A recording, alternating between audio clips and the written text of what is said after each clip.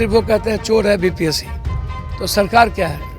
और जिस कोचिंग माफियाओं के प्रैक्टिस से और फिर उसी तरह के क्वेश्चन के प्रैक्टिस को आप ले आइएगा तो तब तो सब खत्म हो गया।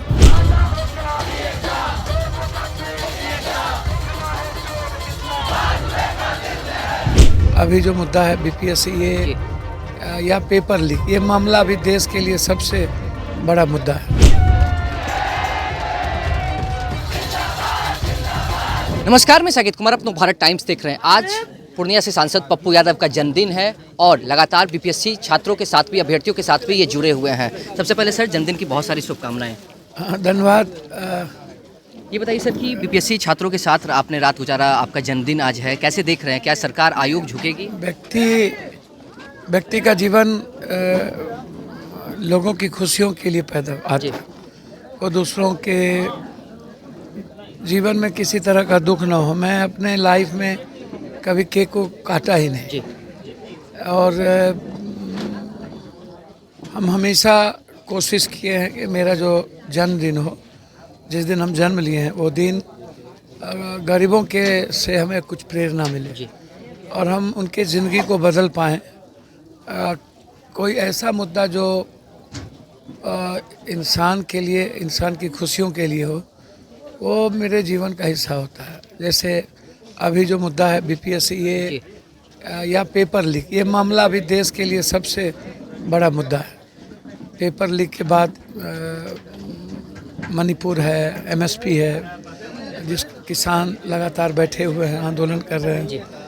तो मेरी समझ है कि आज जो one nation one education, one nation one course, मतलब एग्जामिनेशन, ये मुद्दा बहुत इम्पोर्टेंट है।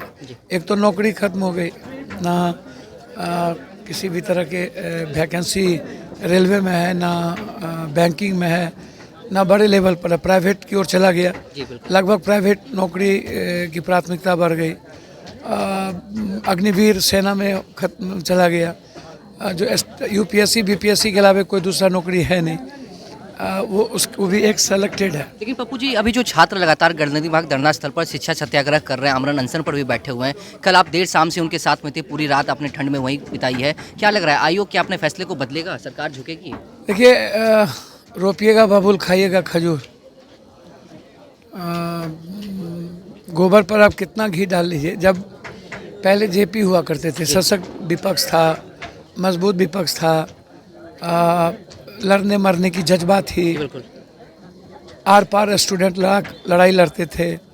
अब स्टूडेंट लड़ाई को औपचारिकता में लड़ते। जैसे नीट्स का मामला आया तो नीट के समय हमने हैशटैग नीट, हमने सवाल उठाया सदन के भीतर। 25 लाख बच्चे का सवाल था, लेकिन क्या हुआ? मामले दब गए। तो क्या उनका आंदोलन बेकार जाएगा जो अभी छात्र ठंड में? देखिए, नहीं, मुझे नहीं लगता ये आंदोलन बेकार जाना चाहिए। लगातार 7 दिनों से बच्चे के भीतर डर थी, आशंका था, पदाधिकारी का दमन था, एक डरावना माहौल बना के रखा हुआ था। तो मुझे लगा कि नहीं, बच्चों के साथ बिताना चाहिए, मोरल बूस्टअप होगा। अभी तक कोई नेता भी नहीं है जो कि उनके साथ में रहे हो, सिर्फ आप ही अभी तक सिर्फ गए जो रात को। औपचारिकता मुझे लगता है कि ये सही नहीं है जी। मैं सही नहीं मानता हूँ कि कोई भी समाज बदलने की जब बात आती है तो शून्य पर माइनस पर कैसे आप जाते हो जी। तो औपचारिकता नहीं किया जा सकता है। विपक्ष को 100 एमएलए को लेकर के बैठ जाना चाहिए था। एक मैसेज जाता, सरकार पर दबाव पड़ता। तेजस्वी यादव गए थे, मिले थे, वीडियो कॉल किया था उन्होंने। मैंने क्या कहा कि मैं पहले भी कहा कि सारे विपक्ष को जी औपचारिकता नहीं निभानी चाहिए, कोई भी हो। आप मेरी समझ साफ है कि बच्चे का जो री एग्जामिनेशन का मुद्दा है जी, जिसमें नॉर्मलाइजेशन को जिस तरीके से कोचिंग के प्रैक्टिस से आप क्वेश्चनर लिया है और उसके बाद बच्चे कह रहे हैं कि 9 बजे से 3:30 बजे का सभी सेंटर का आप ले आइए और सीसीटीवी आप सामने में लाइए। फिर बच्चे बोल रहे हैं कि कहीं 20 मिनट, कहीं 30 मिनट के बाद क्वेश्चन मिली और 1.5 घंटा के बाद क्वेश्चन छीन लिया गया। क्वेश्चन का प्रारूप पहले कुछ था, दिया गया और फिर 20 मिनट के बाद वो क्वेश्चन चेंज करके दूसरा क्वेश्चन दे दिया गया। तो उन बच्चों का कहना है कि आप सीसीटीवी फुटेज है और हम कह रहे हैं कि मेरे साथ ऐसा हुआ, उसको आप निकालिए। लेकिन किसी भी चीज़ों पर बीपीएससी के जो चेयरमैन हैं, इन लोगों की मिलीभगत होती है। ये लोग कोचिंग माफियाओं से पूछ रहे हैं कि हमारा वे क्या होगा, हम किस रूप से करेंगे। यदि क्वेश्चन 12,000 आप एग्ज़ाम दिलाने की बात कर रहे हैं और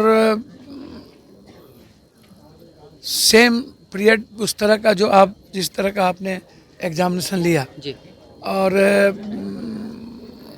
आप फिर से उसी क्वेश्चन पर एग्ज़ाम लेंगे तो 4 लाख बच्चे का क्या होगा। 912 परीक्षा केंद्र थे, सिर्फ एक परीक्षा केंद्र बापू परिसर को कैंसिल किया गया है। अभ्यर्थी लगातार मांग कर रहे हैं कि सभी केंद्रों पर कैंसिल होना चाहिए। 12,000 बच्चे को यदि आप सेम क्वेश्चन से ही आप करेंगे तो उसका क्या असर पड़ेगा। तो 4 लाख बच्चे का 3 बात कहना है कि हमें आप पूरा आउट ख़त्म करिए और सभी एग्ज़ाम को लीजिए, इंक्वायरी हो, कौन कौन लोग इन्वॉल्व हैं, क्वेश्चन कब तक आउट होगा या क्वेश्चन कब रुकेंगे, नेताओं की इच्छा शक्ति कब मतलब प्रबल होगी, नियत कब अच्छा होगा। 1000 करोड़ की प्रैक्टिस है, लगभग 500 करोड़ की प्रैक्टिस नेताओं और पदाधिकारी के बीच हो जाता है। ये जो प्रैक्टिस है, क्या इसमें बच्चे पिसते रहे हैं। तो इस बार बच्चे के भीतर बहुत बड़ा आक्रोश है, गुस्सा है।